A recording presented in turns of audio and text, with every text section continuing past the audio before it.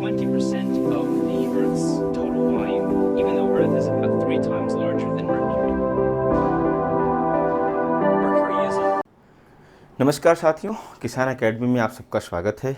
और साथियों, जियोमॉर्फोलॉजी की टॉपिक हम लोगों ने शुरू कर दी थी और जियोमॉर्फोलॉजी की जो पहली टॉपिक हम डिस्कस करने चल रहे हैं उसका नाम है पृथ्वी की आंतरिक संरचना, इंटरनल स्ट्रक्चर ऑफ अर्थ। और समझेंगे कि पृथ्वी की आंतरिक संरचना कैसी है, उसकी परतों का हम लोग क्लासिफिकेशन करेंगे, उस पर बेस्ड जितने भी अध्ययन किए गए हैं उनको हम लोग पढ़ेंगे और एक संपूर्ण जानकारी लेंगे। ध्यान देने वाली बात ये है दोस्तों कि जो पृथ्वी की आंतरिक संरचना टॉपिक है उसको आपके यूपीएससी के सिलेबस में मुख्य परीक्षा का जो पेपर है वो उसमें मेंशन नहीं किया गया है टॉपिक का नाम। लेकिन ध्यान देने वाली बात ये है कि आप ये बिल्कुल मत सोचिए कि यहाँ से क्वेश्चन मुख्य परीक्षा में नहीं पूछा जा सकता। पूछा जा सकता है क्योंकि देखिए, सुनामी, ज्वालामुखी, भूकंप, ये 3 टॉपिक तो मेंशन ही कर दिया है, लेकिन उसके पीछे आप देखेंगे ईटीसी लिखा होता है। इसका मतलब ये है कि इनका आधार क्या है। जो ये 3 टॉपिक हैं इनका आधार क्या है, तो आधार जब ढूंढने जाएंगे तो हमको पृथ्वी की आंतरिक संरचना पढ़ना ही पड़ेगा। तो मेंस में भी क्वेश्चन यहाँ से पूछा जा सकता है और प्रीलिम्स में तो क्वेश्चन आएगा ही आएगा। विशेष करके यूपीएससी के एग्ज़ाम में अगर आप देखिए तो प्रत्येक वर्ष लगभग यहाँ से प्रश्न पूछे गए हैं और स्टेट एग्ज़ाम में भी लगातार पूछे जा रहे हैं। तो हम लोग पिछली क्लास में हम ये सीखे थे कि जियोमॉर्फोलॉजी में क्या पढ़ना है और कैसे पढ़ना है। हमने कहा था कि जियोमॉर्फोलॉजी जो होता है वो स्टडी ऑफ डायग्राम है। डायग्राम्स को देख करके उसको एक्सप्लेन करना होता है। तो एक एक चीज़ों को हम लोग देखते हैं। देखिए, इधर आप मैंने एक बना दिया synopsis, internal structure of earth. और पहले हम क्या करेंगे, इसका आंतरिक वर्गीकरण करेंगे, इंटीरियर क्लासिफिकेशन, जो पृथ्वी की आंतरिक परतें हैं इस पर बेस्ड जो भी स्टडीज़ की गई हैं उनको हम लोग पढ़ेंगे। जैसे जो ट्रेडिशनल विधि है, ट्रेडिशनल मेथड, उसमें से एक है घनत्व पर आधारित अध्ययन, डेंसिटी बेस्ड स्टडी। एक है टेम्परेचर पर आधारित अध्ययन, टेम्परेचर बेस्ड। और एक है दाब पर आधारित अध्ययन यानी प्रेशर बेस्ड अध्ययन। और जब इन तीनों से संपूर्ण जानकारी हमको नहीं प्राप्त हो सकी पृथ्वी की आंतरिक संरचना के बारे में, तो वैज्ञानिक अध्ययन किया गया जिसको कहते हैं भूकंप शास्त्र पर आधारित यानी सिस्मोलॉजिकल स्टडीज़। तो इन सबको हम लोग एक एक करके समझने वाले हैं। सबसे पहले हम लोग क्लासिफिकेशन कर लेते हैं। देखिए दोस्तों, ये पृथ्वी है और इस पृथ्वी पर अगर हम देखें तो बाहर से ये हमें कैसी नज़र आती है। बाहर से हमें ये ठोस नज़र आ रही है, एक दृढ़ पिंड के समान नज़र आ रही है।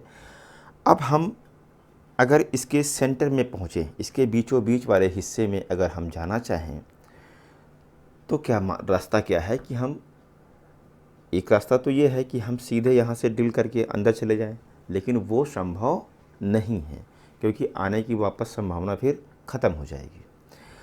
तो आखिर हम इसके केंद्र तक कैसे जाएं? केंद्र यानी कि इसकी त्रिज्या की बात मैं कर रहा हूँ, रेडियस की बात कर रहा हूँ।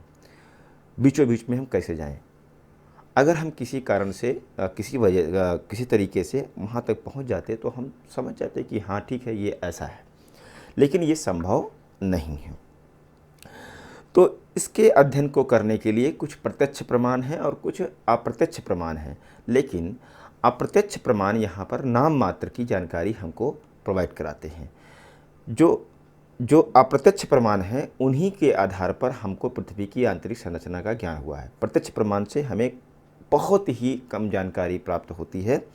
जैसे देखिए, प्रत्यक्ष प्रमाणों में अगर ज्वालामुखी को ले लें, भाई ज्वालामुखी में क्या होता है, पृथ्वी के अंदर से ही मैग्मा बाहर की ओर आता है और उस मैटर को ले करके हम उसको एक्सप्लेन करें, उसको देखें कि उसमें क्या क्या चीज़ें हैं।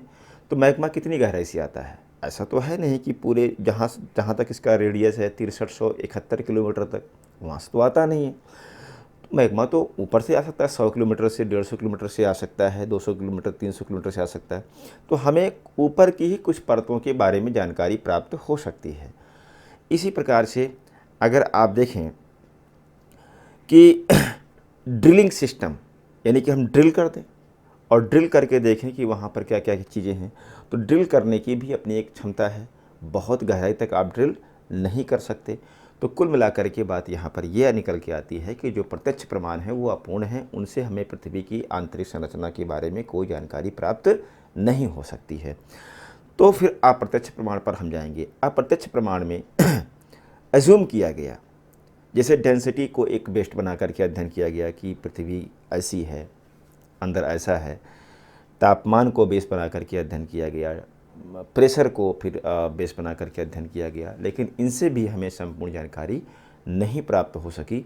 तो फिर लास्ट में भूकंप शास्त्र को आधार बना करके पृथ्वी की आंतरिक संरचना का वर्णन किया गया और वही एक सटीक जानकारी हमारे पास उपलब्ध है। तो अब देखिए दोस्तों, हम क्या करते हैं कि इस पृथ्वी को मान लेते हैं कि एक वाटरमेलन की तरह है, यानी एक तरबूज आपने देखा होगा, और उसको जब आप बाय करने जाते हैं तो क्या करते हैं, आप कहते हैं कि भैया ऐसा करो कि हमको बता दो कि ये पका हुआ है कि नहीं पका हुआ है। तो हम क्या करते हैं, हम कहते हैं कि इतना आप ले लो, चाकू से काट दो और उसके रेडियस तक चले जाओ और काट करके इसको बाहर निकाल लो, फिर हम देख लेंगे कि ये पका हुआ है कि नहीं पका हुआ है। पूरा इसके अंदर तक की जानकारी हमको प्राप्त होती है। तो कुछ वैसा ही हम लोग भी करने चल रहे हैं। आइए देखते हैं क्लासिफिकेशन इसका। देखिए, जो पृथ्वी है, ये पृथ्वी मुख्यतः 3 परतों में विभक्त है।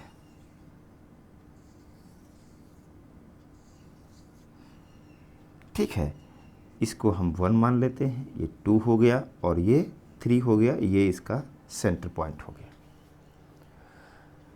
अब यहाँ से अगर हम इसको ऐसे कट कर लें, इतना हिस्सा, केवल इतना हिस्सा क्या करें, कट कर लें, तो आप देखेंगे यही संरचना यहाँ पर बनी हुई है।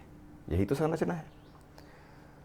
तो सीधी सी बात ये है कि जो ये 3 परतें हैं, इनका हमें क्या करना पड़ेगा, इसका हमें नामकरण करना पड़ेगा। एक पहली परत और ये दूसरी परत और ये तीसरी परत, यानी जो ये 3 परतें हैं, इनका नामकरण हम करते हैं। ऊपर की परत को हम कहते हैं क्रस्ट। ठीक है, हिंदी में कहते हैं भू प्रॉपर्टी। मध्य वाले हिस्से को हम कहते हैं मेंटल।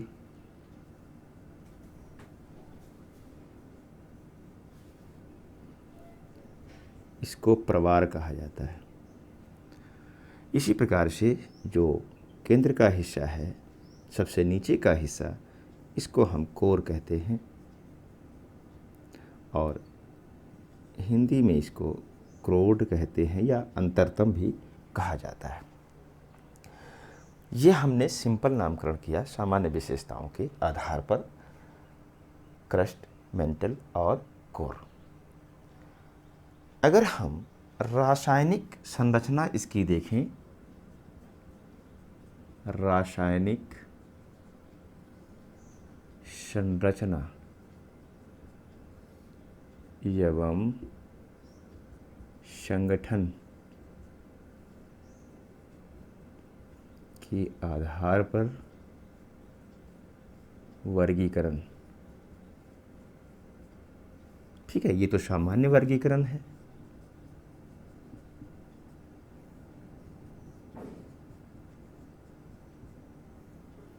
ओके, रासायनिक संरचना के आधार पर अगर हम वर्गीकरण करें तो दोस्तों ये जान लीजिए कि पृथ्वी के आंतरिक भाग में विभिन्न प्रकार के तत्व पाए जाते हैं। वर्तमान के प्रमाणों से ये स्पष्ट हो चुका है। अब कितने प्रकार के तत्व हैं, तो अगर हम कहें लगभग 200 तत्व इसमें पाए जाते हैं, 200 प्रकार के तत्व पाए जाते हैं। इसमें इम्पोर्टेंट 20 प्रकार के तत्व हैं और उनमें भी कुछ प्रमुख ये हैं। जैसे आप क्रस्ट को देखिए, क्रस्ट में सिलिका और एल्यूमिनियम की मात्रा अधिक है। इसका ये कतई मतलब नहीं होता है कि क्रस्ट वाले हिस्से में केवल सिलिका और एल्यूमिनियम है। इसका ये मतलब है कि सिलिका और एल्यूमिनियम की मात्रा सबसे अधिक है, इसलिए हम क्रस्ट वाले हिस्से को सियाल परत भी कहते हैं। वहीं अगर मेंटल वाले हिस्से को हम देखें तो यहाँ पर सिलिका और मैग्नीशियम की मात्रा अधिक है। इसका ये कतई मतलब नहीं है कि यहाँ पर केवल और सिलिका और मैग्नीशियम ही है। यहाँ बहुत सारे तत्व हैं, लेकिन इनकी अधिकता अधिक होने के कारण इसको हम सीमा परत नाम से जानते हैं। वहीं जो आंतरिक हिस्सा है उसको हम निफे कहते हैं, यानी निकेल और फेरियम। निकेल फेरियम की मात्रा, फेरियम यानी लौह, निकेल और फेरियम की मात्रा अधिक होने के कारण इसको हम निफे परत कहते हैं। इसका ये कतई मतलब नहीं है कि यहाँ पर केवल निकेल और फेरियम है, और भी बहुत सारे तत्व यहाँ पर पाए जाते हैं, लेकिन इनकी अधिकता अधिक है। तो ये अपने अपने क्षेत्रों में इनकी अधिकता अधिक है, इसलिए हम इनको 3 भागों में बांट देते हैं। किसके आधार पर? केमिकल स्ट्रक्चर के आधार पर, सियाल, सीमा और निफे। यहाँ से ये बात स्पष्ट हो गई दोस्तों कि ये तो हम जान गए कि ये तो बात तय है कि पृथ्वी की आंतरिक संरचना जो है, रासायनिक संरचना और संगठन, उसमें सिमिलरिटी बिल्कुल नहीं है, उसमें भेद है। अलग अलग प्रकार के इसमें तत्व, रासायनिक तत्व पाए जाते हैं। हम प्रूफ करेंगे आगे कि आखिर ये बात हम कैसे कह रहे हैं, इसको हम लोग आगे प्रूफ करेंगे। एक होता है दोस्तों डिसकंटिन्यूटी, थोड़ा सा इसको देखिएगा, डिसकंटिन्यूटी।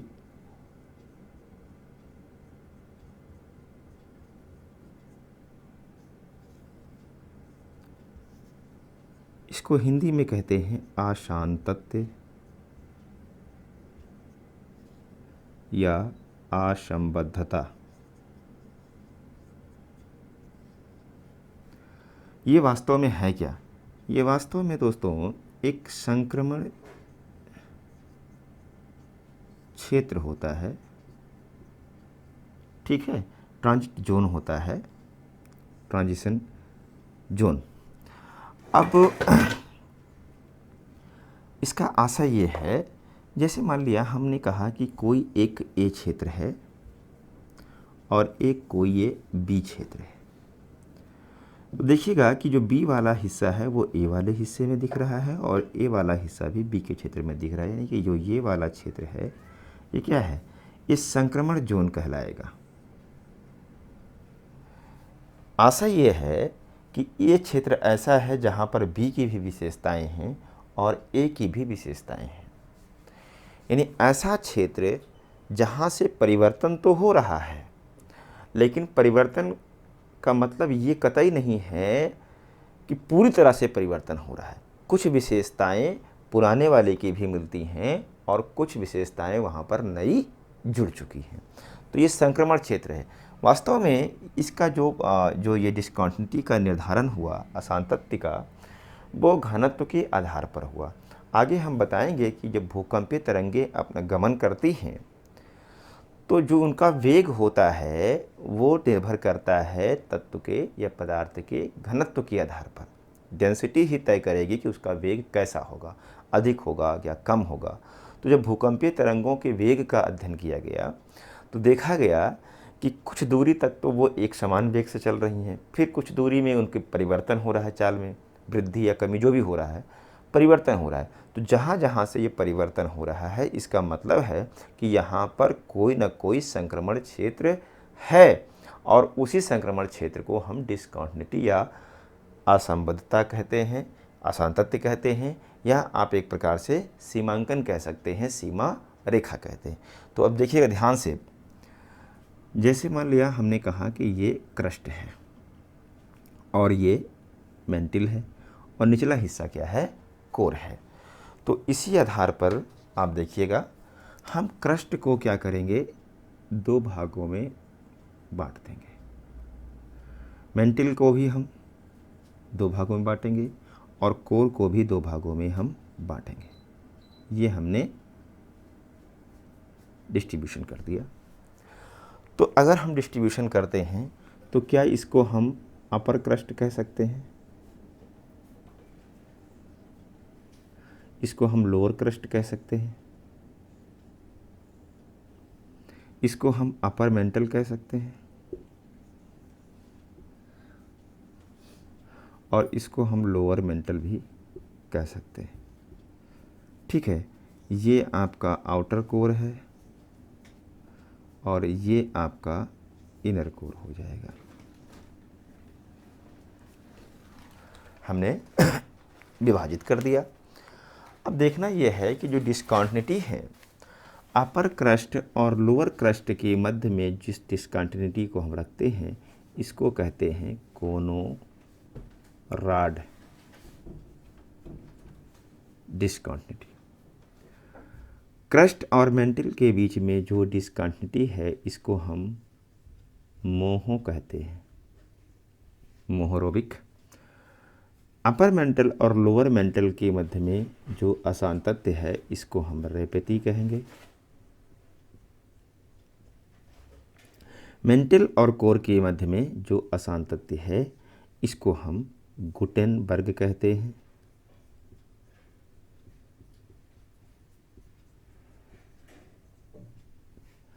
आउटर कोर और इनर कोर के मध्य में जो डिस्कंटिन्यूटी है इसको हम लेहमन कहते हैं।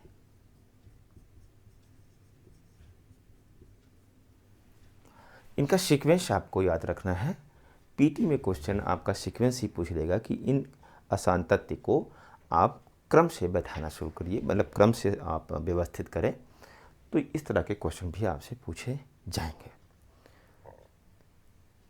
एक बार देख लीजिए फिर से। अपर क्रस्ट लोअर क्रस्ट के मध्य में कोनोरॉड है, क्रस्ट मेंटल के बीच में मोहो है, अपर मेंटल लोअर मेंटल के मध्य में रेपती है, मेंटल और कोर के मध्य में गुटेनबर्ग है, आउटर कोर और इनर कोर के मध्य में लेहमन असांतत्य है। ठीक है, ये हमने किसके आधार पर कहा? ये वास्तव में क्या है? डिस्कंटिन्यूटी है।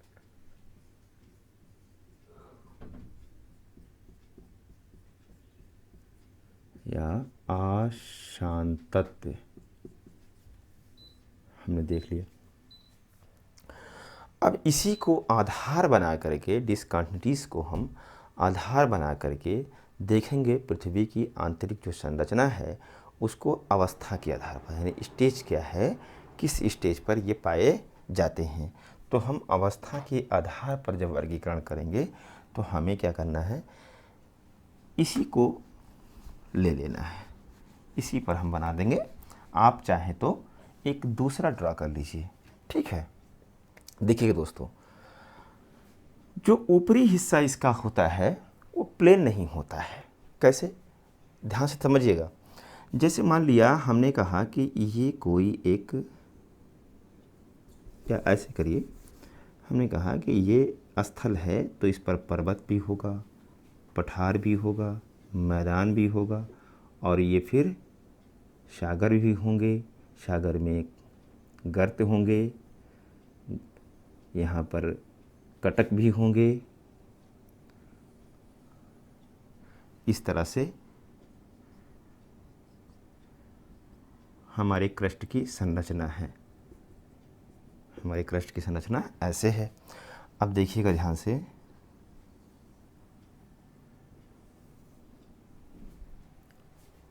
तो ऊपर की जो हिस्सा है जो क्रस्ट वाला वो प्लेन नहीं है, कहीं पर बहुत ऊंचाई आपको देखने को मिलेगी, तो कहीं पर आप देखेंगे समुद्र में गर्त भी है।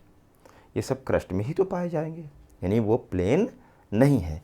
तो हम कह सकते हैं कि जहाँ पर पर्वत होंगे क्रस्ट पर, वहाँ की ऊंचाई क्या होगी? ऊंचाई कहिए या मोटाई कहिए, बहुत अधिक होगी। और जहाँ गर्त होंगे वहाँ पर मोटाई क्या होगी? मोटाई वहाँ पर कम होगी। तो हम क्रस्ट कितना मोटा है, कितनी ऊंचाई है, इसको सही से डिफाइन नहीं कर सकते। मोटी मोटा ये कहा जाता है कि जो जलीय क्रस्ट होती है वो 5 किलोमीटर की होती है, और जो स्थलीय होती है वो 30 किलोमीटर तक हो सकती है। तो खैर, हम इसको देखेंगे। यहाँ पर आइए, जो गुटेनबर्ग असांतत्य है, इस यहाँ तक हम पहुँचें अगर, तो 2900 किलोमीटर की दूरी होती है। ठीक है, 2900 किलोमीटर की दूरी कहाँ तक है? मेंटल तक है। आउटर कोर और इनर कोर को अगर डिवाइड करने वाला आसान तत्व लेहमन को हम देखें तो यहाँ पर आप पहुँच जाएंगे 5150 किलोमीटर की दूरी पहुँच जाएगी। यानी 2900 किलोमीटर की गहराई से लेकर के 5150 किलोमीटर तक का कौन सी दूरी है? गुटेनबर्ग से लेकर के लेहमन है। यानी कि आउटर कोर की मोटाई कितनी है तो आप निकाल लीजिए। वहीं पर अगर हम इसके रेडियस तक जाएं, त्रिज्या तक जाएं, तो आप देखेंगे 6371 किलोमीटर की दूरी होती है।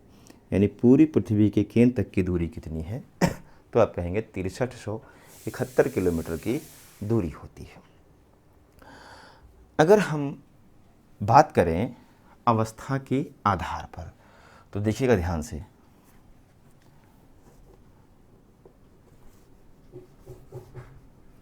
आप नया बनाएंगे, हम इसी पर लिखेंगे।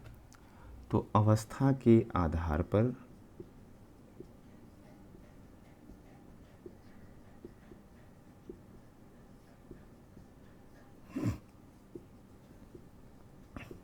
वर्गीकरण, जो हिस्सा आउटर कोर वाला है इस हिस्से के बारे में जानिए कि ये दोस्तों लिक्विड फॉर्म में है,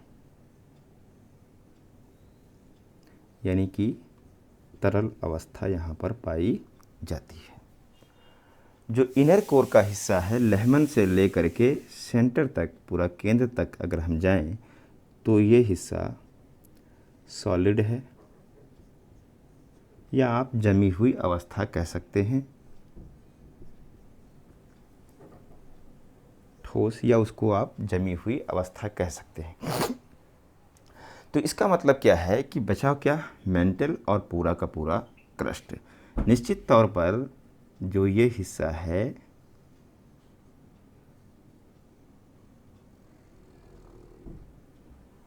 पूरा क्रस्ट और पूरा मेंटल, ये दोस्तों सॉलिड है, यानी ठोस अवस्था में ये पाया जाता है। क्रस्ट और मेंटल पूरी तरह से ठोस है। आप बिल्कुल ये मत कहिएगा कि मेंटल किसी भी तरीके से लिक्विड उसमें पाया जाता है। एक आध जगह पर सेमी लिक्विड की स्थिति हो सकती है, चिपचिपा टाइप का, या प्लास्टिक अवस्था हो सकती है। मैं इस बात को क्यों कह रहा हूँ? क्योंकि जब आप भूकंप शास्त्र पढ़ेंगे और उसमें हम बोलेंगे कि पी तरंग, एस तरंग, एस तरंग जो होती है वो लिक्विड में चलती ही नहीं है, वो गमन कर ही नहीं सकती। एस तरंग लिक्विड में, वो ठोस में ही केवल चलती है। और आप देखेंगे कि यस तरंग का जो अस्तित्व है कहाँ तक है? वो गुटेनबर्ग तक। तो इसका मतलब है कि ये सब ठोस है। अगर लिक्विड बीच में कहीं होता तो यस तरंग वहीं से क्या हो जाती? विलुप्त हो जाती। तो ये हमने क्या वर्ग किया? अवस्था के आधार पर वर्गीकरण कर दिया। अब ध्यान से देखिएगा कि जो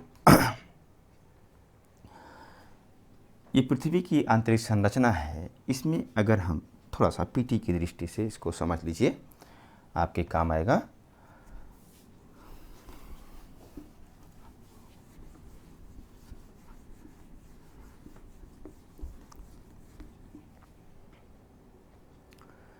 हम यहाँ पर लिख देते हैं क्रस्ट, ये हो जाएगा मेंटल, और ये हो गया कोर। ये तीन चीज़ें हो गई। अगर हम यहाँ पर लिख दें मास, यहाँ पर लिख दें वॉल्यूम, और यहाँ पर लिख दें हम डेंसिटी, ये तीन चीज़ें हैं। तो आप चाहे तो ऐसे वर्गीकृत कर दीजिए इसको।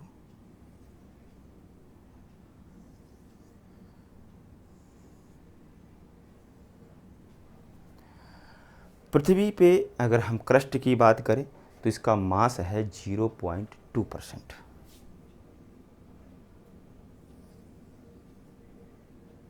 0.2%। यानी पूरी पृथ्वी का जो द्रव्यमान है उस द्रव्यमान में क्रस्ट का हिस्सा कितना है? 0.2%। ठीक है। वहीं अगर वॉल्यूम की बात करें यानी आयतन की बात करें तो आयतन पूरी पृथ्वी का 0.5% है। ठीक है।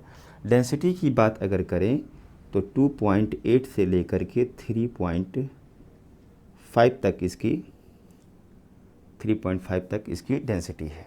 ओके।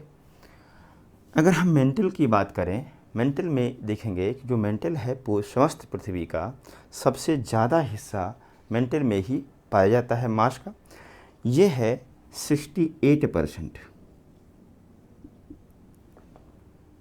कुल पृथ्वी का जो द्रव्यमान है उसमें 68% मेंटल का हिस्सा है।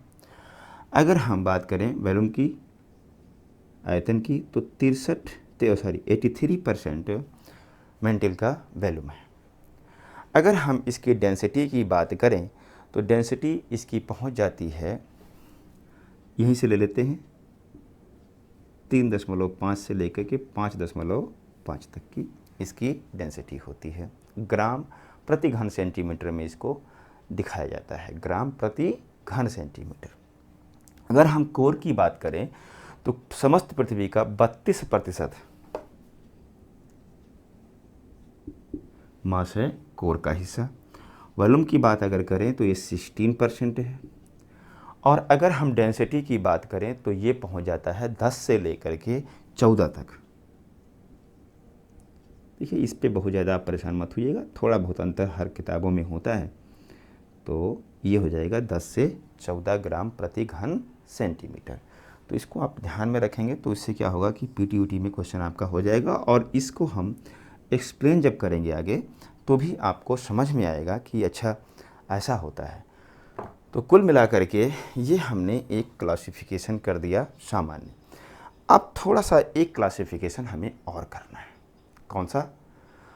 यांत्रिकी विधि के आधार पर या यांत्रिकी विशेषताओं के आधार पर पृथ्वी की जो आंतरिक परतें हैं उसको भी हमें वर्गीकृत करना पड़ेगा। इसको समझ गए? तो अब आप ध्यान से देखिएगा। हम एक इसी को ले लेते हैं डायग्राम, आप एक नया बनाएंगे।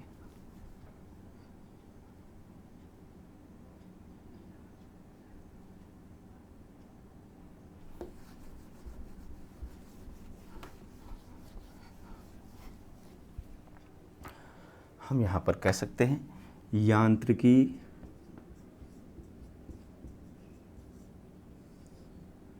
विशेषताओं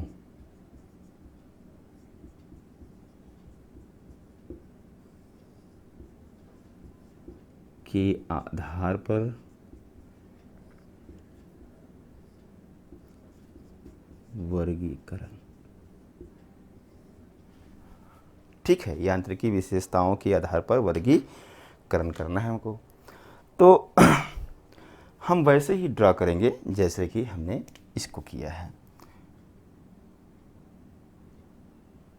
ये पूरा हिस्सा क्या है? क्रस्ट है, और ये हिस्सा हमने कहा कि मेंटल का हिस्सा है, और यहाँ से हमने आउटर कोर और इनर कोर को डिवाइड कर दिया। क्रस्ट को रखते हैं ऐसे ही। ये कौन सा हिस्सा है? तो हम कहेंगे ये अपर मेंटल का हिस्सा है, ये लोअर मेंटल है। पूरा का पूरा क्रस्ट ले लीजिए, और अपर मेंटल का ऊपरी हिस्सा यहाँ से हम ले लेते हैं, इतना हिस्सा। यानी कि पूरा का पूरा क्रस्ट हमने ले लिया और अपर मेंटल का ऊपरी हिस्सा हमने ले लिया। ये बात समझ में आ रही है? बिल्कुल घबराइएगा मत, बिल्कुल आपके दिमाग में हम फीड कर देंगे आज इसको।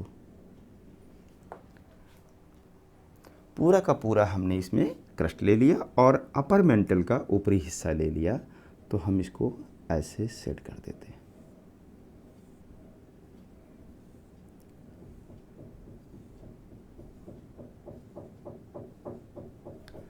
क्लियर?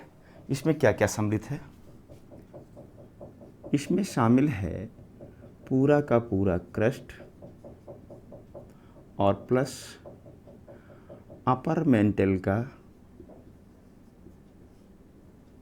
ऊपरी भाग इसमें सम्मिलित है।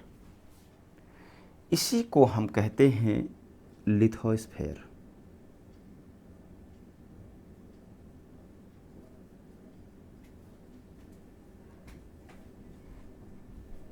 ठीक है, हिंदी में इसको बोलते हैं स्थल मंडल। इसका जिक्र हम पुनः करेंगे जब आपको पढ़ाएंगे plate tectonic theory. Plate tectonic theory में हम प्लेट पढ़ेंगे। तो प्लेट कहते किसे हैं? प्लेट वास्तव में दोस्तों कुछ और नहीं है, जो ये हमारा स्थल मंडल है, इसी स्थल मंडल के बड़े बड़े खंड को हम प्लेट कहते हैं। जैसे ये पूरा आपका क्रस्ट है, या लिथोस्फीयर हम कह सकते हैं, जिसमें कि पूरा क्रस्ट और अपर मेंटल का ऊपरी हिस्सा सम्मिलित होता है। तो इसी के बड़े बड़े खंड को हम क्या कहते हैं? प्लेट कहते हैं। ये पूरा एक साथ जुड़ा नहीं है। अगर आपको लगता है कि ये पूरा एक साथ जुड़ा हुआ, नहीं, ये हिस्सा अलग है। प्रशांत महासागर ये प्लेट है, ये उत्तरी अमेरिकी प्लेट है, सब अलग अलग खंडों में है। यानी इन्हीं स्थल मंडल के बड़े बड़े खंडों को हम प्लेट कहते हैं, जो हम प्लेट टेक्टोनिक थ्योरी जब शुरू करेंगे तो आपको समझाने का प्रयास करेंगे। अभी फ़िलहाल आप इतना समझिए कि लिथोस्फीयर किसे कहते हैं। तो आप कहेंगे कि क्रस्ट और प्लस ऊपर अपर मेंटल का भी ऊपरी हिस्सा इसमें सम्मिलित होता है। ठीक है। और अगर हम कहें कि लिथोस्फीयर की मोटाई कहाँ अधिक होगी, तो जहाँ पर्वत होंगे, एवरेस्ट वाला हिस्सा सबसे मोटा होगा। और अगर मैरियाना की बात करें तो सबसे क्या होगा, वो क्रस्ट सबसे पतला होगा। यही तो होगा ना। अब देखिएगा, ध्यान से गौर से देखिएगा, जो इसका हमने यहाँ तक तो ले लिया, लेकिन इसी के नीचे एक पतली सी पट्टी है।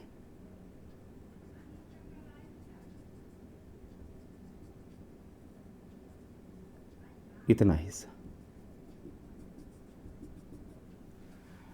इस हिस्से को जानिएगा, ये किसके नीचे है? ये लिथोस्फीयर के नीचे है। ये वास्तव में दोस्तों प्लास्टिक अवस्था में है, यानी कि ना एकदम से हार्ड भी नहीं है और लिक्विड भी नहीं है, प्लास्टिक अवस्था में होता है। इसको वो नाम दिया गया है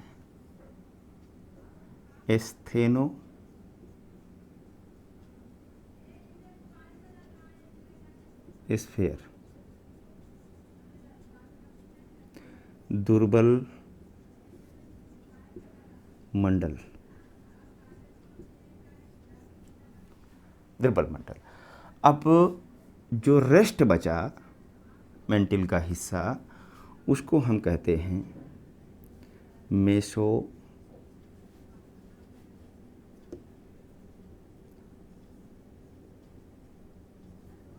स्फीयर, मध्य मंडल।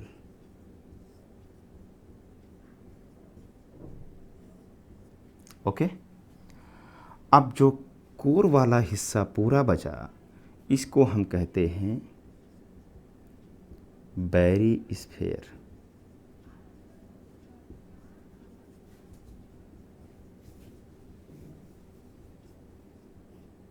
या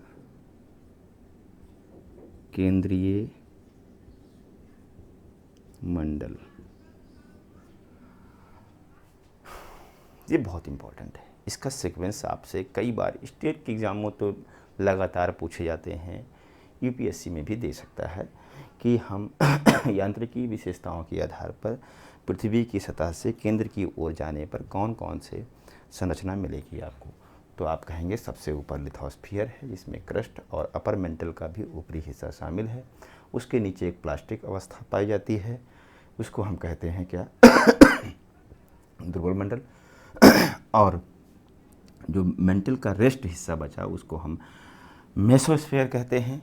और कोर वाले हिस्से को जाहिर सी बात है हम क्या कहेंगे, तो केंद्रीय मंडल कहेंगे। ठीक है। तो ये हमने यांत्रिकी विशेषताओं के आधार पर वर्गीकरण कर दिया।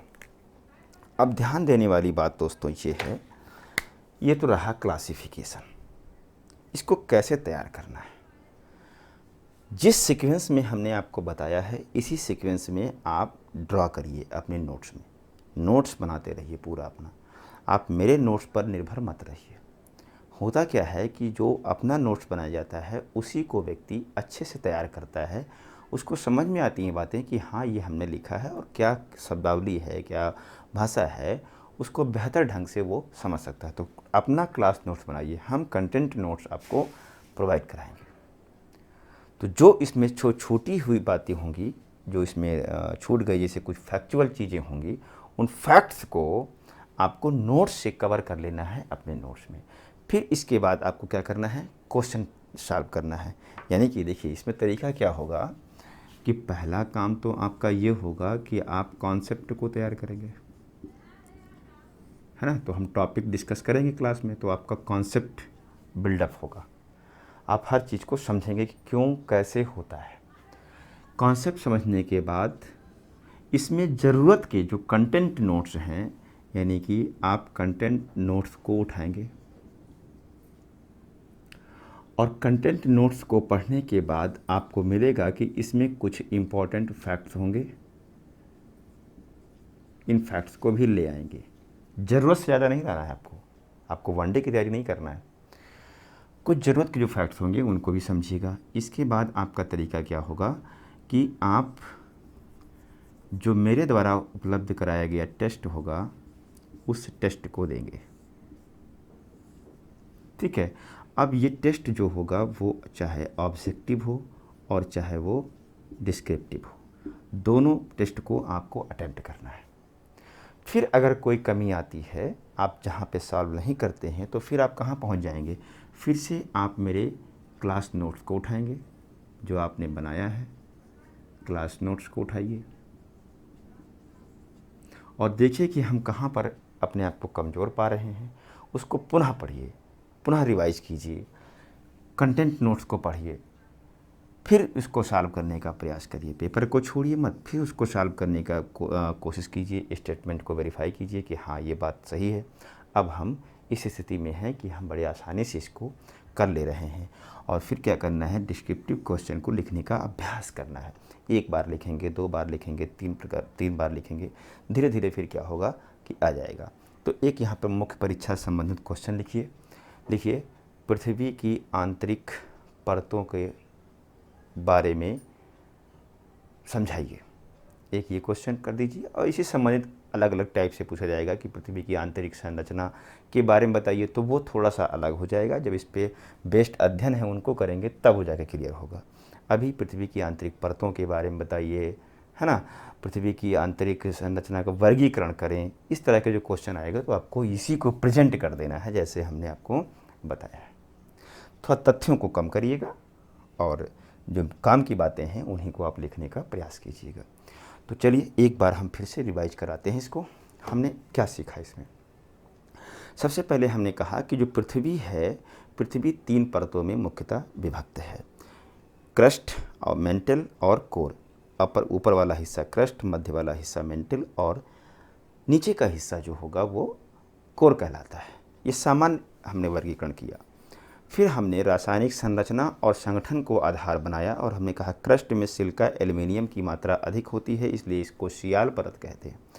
वहीं मेंटल में अगर हम देखें तो सिलिका और मैग्नीशियम की मात्रा अधिक होती है, इसलिए इसको हम सीमा परत कहते हैं। वहीं कोर में निकल और फेरियम की मात्रा अधिक होने के कारण उसको नीफे परत कहते हैं। ठीक है, ये हमने एक वर्गीकरण कर दिया। फिर हमने संक्रमण क्षेत्र लिया, यानी डिस्कंटिन्यूटी को आधार बनाया। और डिस्कंटिन्यूटी में हम जब पढ़ने गए तो हमने क्या किया कि क्रस्ट को हमने अपर क्रस्ट, लोअर क्रस्ट, मेंटल को अपर मेंटल और लोअर मेंटल में डिवाइड किया। वहीं कोर को आउटर कोर और इनर कोर में हमने बांट दिया। डिस्कंटिन्यूटी बन जाएगी अपने आप। अपर क्रस्ट लोअर क्रस्ट के बीच में डिस्कंटिन्यूटी जो होगी वो कोनोरॉड होगी। क्रस्ट मेंटल के मध्य में जो होगी वो मोहो होगी। अपर मेंटल लोअर मेंटल के मध्य में जो होगी वो रेपेटी होगी। मेंटल और कोर के मध्य में जो होगी वो गुटेनबर्ग होगी। आउटर कोर और इनर कोर के मध्य में जो होगी वो लेहमन होगी। ठीक है, तो इस तरह से हम पूरे रेडियस तक पहुंच गए। कितना? 6371 किलोमीटर तक हम गहराई में पहुंच गए, जितना रेडियस है। अब ध्यान दीजिएगा कि इसी को हमने आधार बना करके अवस्था के आधार पर वर्गीकरण किया। यानी कि जो पृथ्वी की आंतरिक जो भाग है वो किस स्टेज में है, लिक्विड है, ठोस है, कैसा है। तो हमने ये देखा कि जो पूरा क्रस्ट है और पूरा का पूरा मेंटल है ये सॉलिड अवस्था में, सॉलिड स्टेज में है। लेकिन जो आउटर कोर है यानी कि गुटेनबर्ग से लेकर के लेहमन अशांत तत्व तक का जो हिस्सा है 2900 किलोमीटर की गहराई से लिक्विड शुरू होता है और 5150 किलोमीटर तक क्या है, लिक्विड है। यानी आउटर कोर पूरी तरह से तरल अवस्था में है और पुनः लेहमन अशांत तत्व से लेकर के पूरा सेंटर तक यानी 5150 किलोमीटर से लेकर 6371 किलोमीटर तक, जिसको हम इनर कोर कहते हैं, ये पुनः क्या है, सॉलिड अवस्था में पाया जाता है या जमी अवस्था में पाया जाता है। ये हम लोगों ने पढ़ा। फिर हमने यांत्रिकी विशेषताओं के आधार पर वर्गीकरण किया और हमने कहा कि क्रस्ट और अपर मेंटल का भी ऊपरी भाग को अगर हम ले लें तो उसको हम कहते हैं लिथोस्फीयर। लिथोस्फीयर की मोटाई एक समान नहीं है, समुद्र में कम है तो स्थल पर बहुत ज़्यादा है। स्थल पर भी भेद है, कहीं पठार है तो कहीं पर्वत है, ज़्यादा मोटा है, कहीं मैदान है, तो अलग अलग यहाँ पर मोटाइयाँ इसकी होती है। उसके नीचे हमने कहा कि मेंटल वाले हिस्से में एक प्लास्टिक अवस्था है, चिकनी अवस्था है, कहीं कहीं लोग सेमी लिक्विड कह देते हैं इसको हम स्फेयर कहते हैं, दुर्बल मंडल कहते हैं। और फिर रेस्ट जो बचा मेंटल का ही भाग उसको हम मेसोस्फेयर कहते हैं, मध्य मंडल।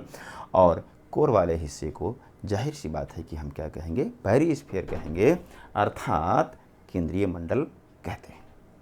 क्लियर। तो इतनी बातों को जैसे हमने आपको विजुलाइज करके बताया है, आप बार बार इसको विजुलाइज कीजिए, यहाँ पर दिमाग में अपने फीड कीजिए। कॉपी में लिख लेने से काम नहीं चलेगा, आपको पिक्चराइज करना होगा, विजुलाइजेशन आना चाहिए कि आप एक एक सीक्वेंस में सारी चीज़ों को बताते हुए चले जाइए। ठीक है। तो इसके जो इतनी बातें हमने कही हैं, इतनी बातें हमको कहाँ से जानकारी मिली, कैसे हमने इतनी बातें आपको बताई, कहाँ से पता चला। तो इस पर आधारित बहुत सारे अध्ययन किए गए हैं। पहले पारंपरिक अध्ययन कुछ किया गया, जैसे घनत्व के आधार पर, बेस पर अध्ययन किया गया, उससे कुछ जानकारी हमें नहीं ज़्यादा मिली। तो फिर तापमान को बेस बना करके अध्ययन किया गया, फिर इससे भी जानकारी नहीं मिली पूरी, तो हम दाब को आधार बना करके अध्ययन किए। और इन तीनों के बाद यानी पारंपरिक विधियों से जब पृथ्वी की आंतरिक संरचना के बारे में जानकारी नहीं मिली तो हम लोगों ने क्या किया, भूकंप शास्त्र के आधार पर यानी वैज्ञानिक मेथड के आधार पर हमने अध्ययन किया और भूकंप शास्त्र के आधार पर पृथ्वी की आंतरिक संरचना में हमें ठोस प्रमाण प्राप्त हुए हैं।